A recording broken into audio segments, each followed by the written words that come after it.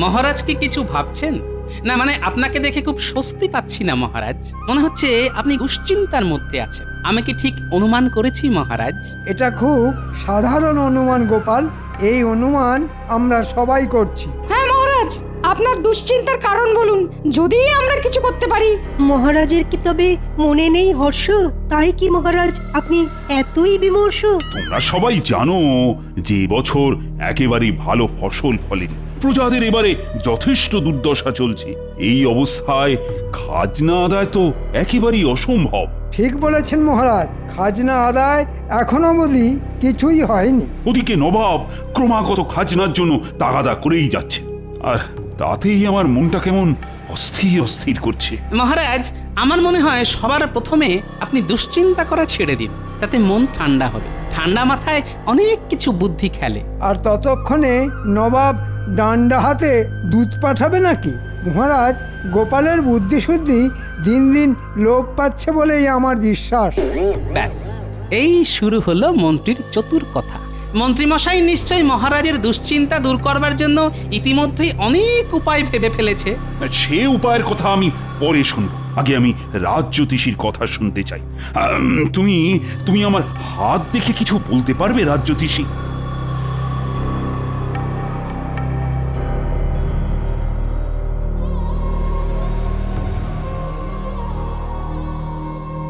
মহারাজ, আপনার হাত দেখে যা বুঝলাম তা হলো একটা অশুভ প্রভাব ছিল বটে। অশুভ? আচ্ছা, বেশ বেশ, তা এখন কি অবস্থা? সেই অশুভ প্রভাব কেটে গেছে, তাই আর আপনার বিশেষ কোনো চিন্তার কারণ নেই। চিন্তার কারণ নেই বলছো? তবে কি? মহারাজ, আমার মনে হয় এই সমস্ত গেঁয়ো যোগী দিয়ে আর কিছু হবে না। আমি কতদিন ধরে এখানে রাজজ্যোতিষী আছি সেটা কি ভুলে গেছেন মন্ত্রীমশাই? সেই জন্যই তো বলছি, আপনার সময় পেরিয়ে গেছে। মন্ত্রী, থামো দেখি। মহারাজ, আমি এমন একজন জ্যোতিষীকে চিনি যিনি হলেন ত্রিকালদর্শী। সব কিছু দোষগুণ উনি বলে দিতে পারেন, আর কোনো রকম সমস্যা থাকলে উনি তার বিধান দিতে পারেন। তাই বুঝি? ব্যাটার মতলব ঠিক ভালো ঠেকছে না। আপনি যদি তার সাথে দেখা করতে চান তাহলে তাকে রাজসভায় একবার আনা যেতে পারে। বেশ মন্ত্রী, তবে তাই হোক। আমি তার সাথে দেখা করতে চাই। তুমি তাকে এই রাজসভায় আনবার ব্যবস্থা কর। বিলক্ষণ মহারাজ।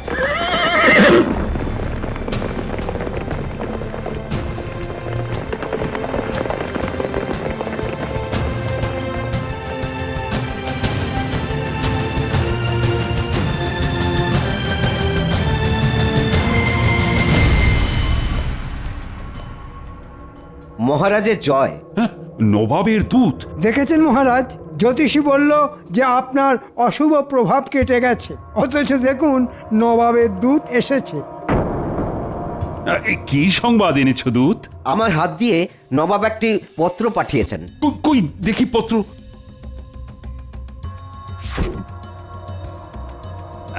তুমি এখন যেতে পারো দূত। নবাবকে আমার কুশল জানিও।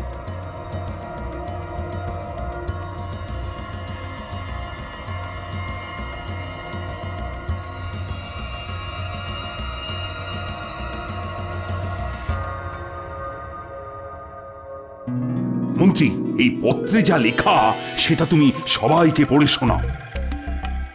পত্রে লেখা আছে, নবাব আগামী সপ্তাহের শেষে এবছরের সেরা আবিষ্কারের জন্য উদ্ভাবনীশ্রী পুরস্কার স্বর্ণস্মারক দেবেন। সাধু সাধু সাধু। যে রাজ্য সেরা হবে পুরস্কারের সঙ্গে সঙ্গে তাদের সমস্ত খাজনাও মুকুব করা হবে।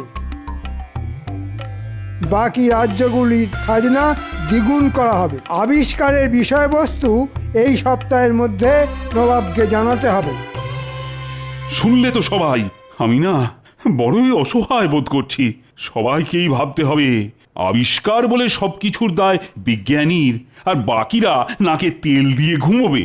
এমনটা কিন্তু চলবে না। বুড়ো রাজা এবার সত্যি সত্যি বিপদে পড়েছে। দেখি এই সুযোগে কিছু কামিয়ে নেওয়া যায় নাকি।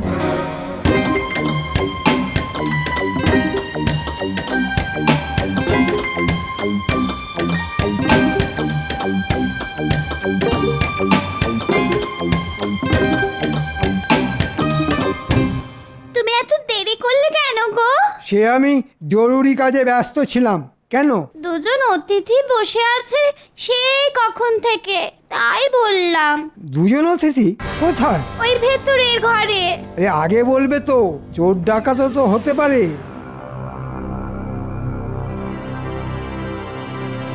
আপনারা কারা ঠিক চিনতে পারলাম না তো। আমি খাম্বাজ রাজ্য থেকে আর ইনি বর্ধমান রাজ্য থেকে এসেছি। আমরা খুব বিপদে পড়েই এসেছি। একমাত্র আপনি পারেন আমাদের বিপদ থেকে উদ্ধার করতে। সেটা কিরকম? আগে ওই আমাদের দেশে ওই আপনার কৃষ্ণনগরের মতো বিজ্ঞানী নেই, তাই নবাবের শর্ত রাখবার জন্য আমাদের কিছু আবিষ্কার করে দিতেই হবে। আমরা নিশ্চিত সেই আবিষ্কার পুরস্কার পাবেই।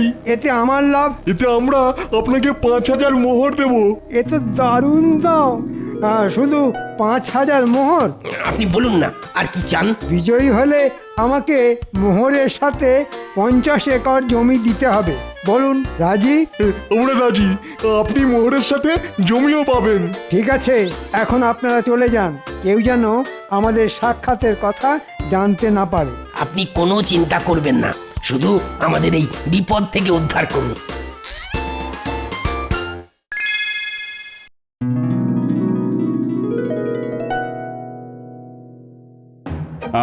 কাল আমি তোমাদের সবাইকে বলেছিলাম নবাবের পত্রের বিষয়টি চিন্তা করতে। তা আমি জানতে চাই তোমরা নতুন আবিষ্কার নিয়ে কেউ কিছু ভেবেছো কিনা।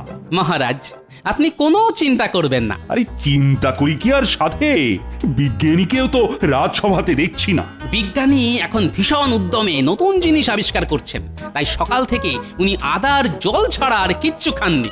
চত্ব সব। বিজ্ঞানী একটা নয়, একসাথে দুটো আবিষ্কার করে নবাবকে মুগ্ধ করবেন। বলো কি? নিশ্চিন্ত থাকুন মহারাজ, পুরস্কার কৃষ্ণনগরী ছিনিয়ে নেবে, কারণ এরকম আবিষ্কার আগে হয়নি। একটাতে 10 বছর বয়স কমবে আর একটাতে 10 বছর বয়স বাড়বে। এ তো দারুণ ব্যাপার মহারাজ। আমাকে আজকাল অনেকেই বুড়ো বলছে। যদি 10 বছর বয়স কমে যায় তাহলে খুব ভালো হবে। আগে কৃষ্ণনগর বাঁচুক, তারপর দেখা যাবে। তা বেশ গোপাল, বেশ। তোমার কথায় আমি কিছুটা আশার আলো দেখতে পাচ্ছি। বেশ বেশ, এটাই আমার সুযোগ। ছিনিয়ে নেব আমি বয়স বাড়া কমার আবিষ্কার, আর তারপর কয়েক হাজার মোহর। শোন, তোদের দুজনকেই বলছি, খুব সাবধানে কাজ করতে হবে। আজ রাতে বিজ্ঞানীর ঘর থেকে আবিষ্কার চুরি করতে হবে, আর কাল জ্যোতিষী সেজে মহারাজের সামনে যেতে হবে। কিন্তু আমরা কি বলবো মহারাজের কাছে? শোন, মহারাজের সামনে শুধু অঙ্গভঙ্গি করবি, কোনো কথা বলা যাবে না, তাহলে ধরা পড়ে যেতে পারিস। যা, আজ রাতের কাজ কর। ওই চুরিটা তোরা বেশ ভালোই পারিস।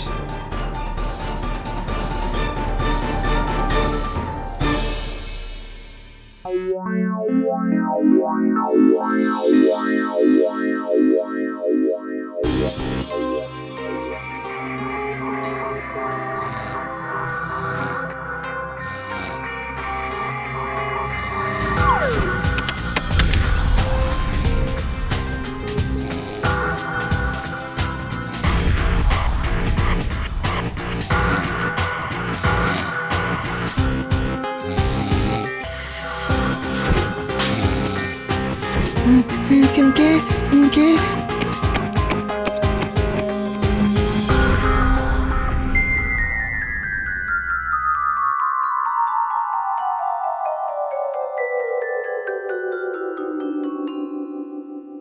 কি সর্বনাশ মহারাজ, এখন কি হবে? আমিও তো কিছুই বুঝতে পারছি না। আমি দেখেছি স্পষ্ট, একজনের হাতে লণ্ঠন ছিল। হায় হায়, কি হলো? আবিষ্কার যে চুরি হয়ে গেল। আমার মনে হয় না এতে বিশেষ কিছু চিন্তার আছে। মহারাজ, আপনি তো দূত পাঠিয়ে নবাবকে বলেই দিয়েছেন যে আমরা কি আবিষ্কার করেছি। হ্যাঁ, দূত আমি পাঠিয়েছি। আবিষ্কার চুরি হয়েছে, কিন্তু আবিষ্কারক আমাদের সাথেই রয়েছেন। আমার মনে হয় বিজ্ঞানী আবার বানিয়ে ফেলতে পারবে। আজ্ঞে মহারাজ, আমি আবার বানাতে পারবো।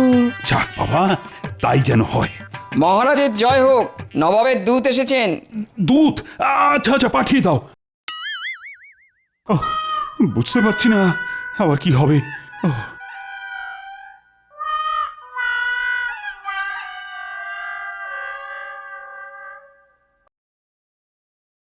মহারাজ, নবাব বলে পাঠিয়েছেন যে কৃষ্ণনগর যে আবিষ্কারের কথা বলে পাঠিয়েছে সেটা ইতিমধ্যেই খাম্বাজ আর বর্ধমান রাজ জানিয়েছে। তাই কৃষ্ণনগরকে নতুন কিছু আবিষ্কার করে আনতে হবে। সে কি? বেশ বেশ, তাই হবে তাই হবে। তুমি এখন যেতে পারো। হ্যাঁ। কি সর্বনাশ, এখন কি হবে? আরে হাতে তো মাত্র 5 দিন। উফ, নবাবের যে কি খেয়াল হয়। বিজ্ঞানী, ও বিজ্ঞানী, তুমি বলো না এই 5 দিনে নতুন কোনো আবিষ্কার করতে পারবে? মহারাজ, আপনি তো সব জানেন। আপনি তো জানেন যে একটি আবিষ্কার করতে কত পক্ষ লেগে যায়, সেখানে মাত্র 5 দিন। আমি পারবো না মহারাজ, আমাকে ক্ষমা করবেন। ও গোপাল, তুমি আমার একমাত্র ভরসা। কিছু কি উপায় আছে? আমাকে একটু ভাবার সময় দিন মহারাজ। আরে আরে ভাবতে গেলে সময় তো লাগবে। কি ব্যাপার প্রহরী? মহারাজ, দুজন সাধু বাবা এসেছেন। সাধুরা বাইরে কেন মহারাজ? এ হলো আমার সেই ত্রিকালদর্শী জ্যোতিষী। সে কি? নিয়ে এসো মন্ত্রী।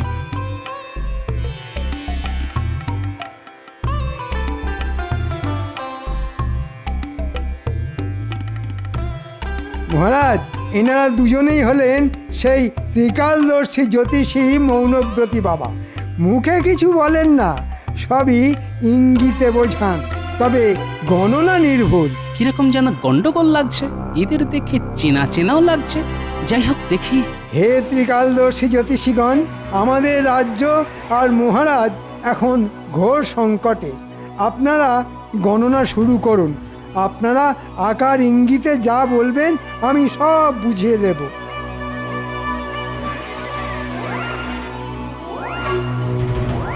রাজ্যের ওপর ঘোর অমঙ্গল নেমে আসছে মহারাজ, ঘোর অমঙ্গল। নবাবের রোষানলে সব শেষ হয়ে যাবে। কি তাই তো? কি সর্বনাশ!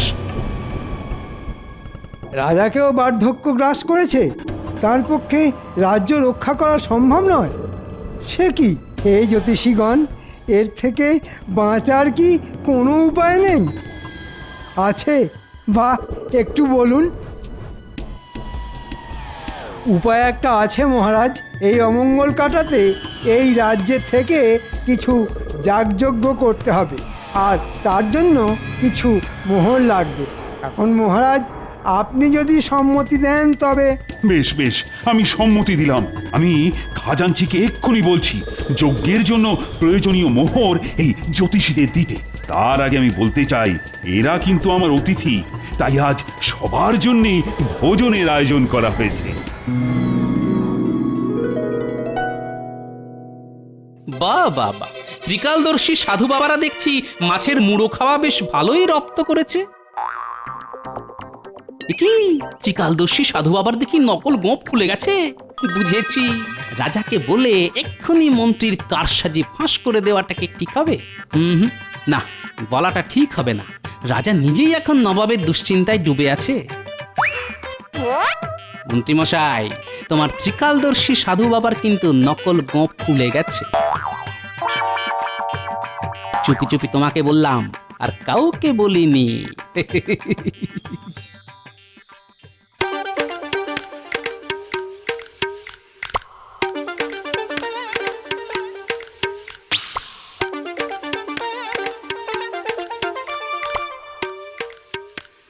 ব্যাপার বলো তো তোমার? হ্যাঁ, সেই কোন সকালে বেরিয়েছো, কোনো খবর নেই। বলি চিন্তা হয় তো নাকি?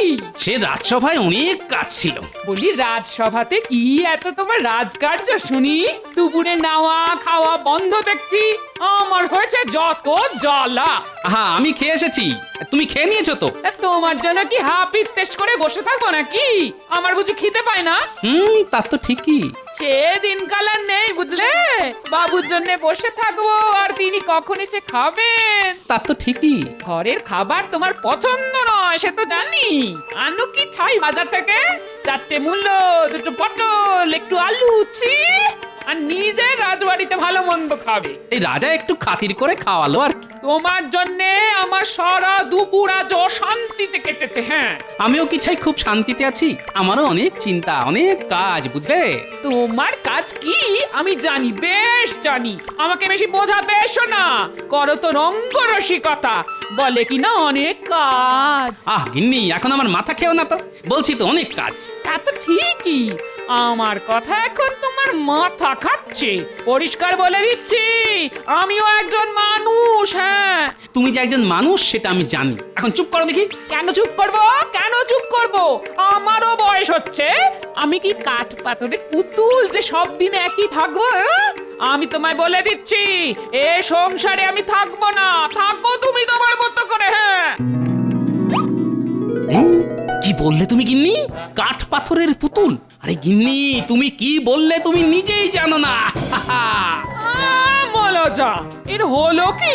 পাগল হয়ে গেল নাকি? আমি এক্ষুনি আসছি গিন্নি, এক্ষুনি আসছি। ওমা গো, হলো কি? এই কোথায় যাচ্ছ?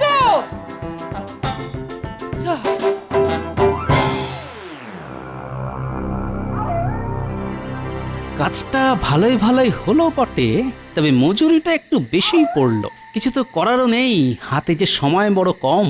এখন তাহলে মজুরি আনতে মহারাজের কাছেই যেতে হবে। কি তুমি কিছু জানো না কিন্তু গোপাল, যা দেখেছো ভুলে যাও। মন্ত্রীমশাই, আপনি ভালো করেই জানেন যে ভুলতে গেলে মোহর লাগে। আমি সেটা বুঝেছিলাম।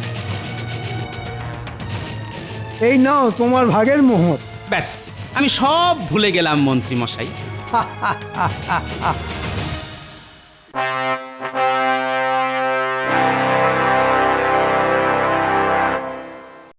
মহারাজ, ওই সাধুদের আনতে কি আপনি বলেছিলেন? হ্যাঁ গোপাল, ওরা ত্রিকালদর্শী যে।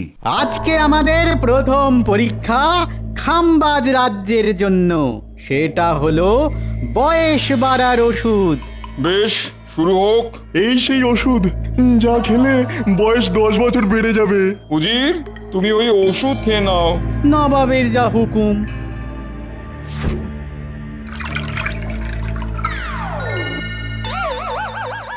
ও যে বাবা, আমি এত বুড়ো হয়ে গেলাম। 10 বছরে আমি যে ভীষণ বুড়ো হয়ে গেলাম নবাব বাহাদুর।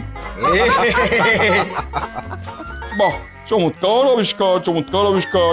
নবাব বাহাদুর হুকুম করুন পরের আবিষ্কারের জন্য। এই সেই ওষুধ যা খেলে বয়স ওই 10 বছর কমে যাবে। বেশ, উজির, ওষুধ খাও।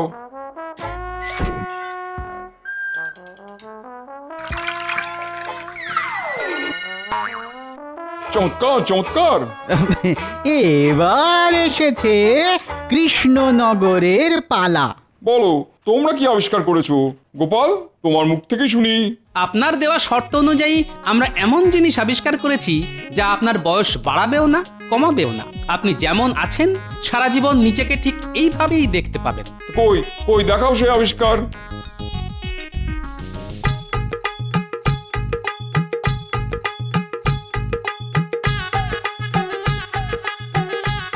কি, এ তো আমার মূর্তি।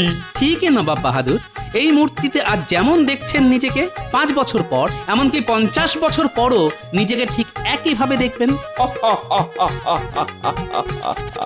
দারুণ, দারুণ, সত্যি সেরা আবিষ্কার গোপাল।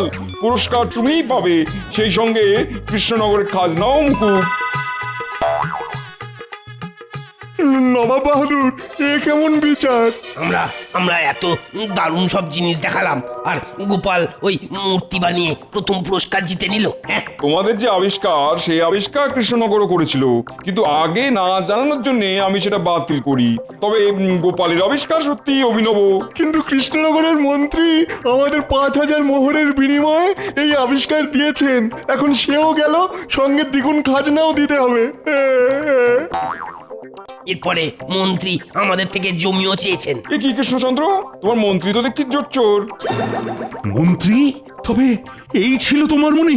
দাঁড়ান মহারাজ, এখনো তো দেখার বাকি।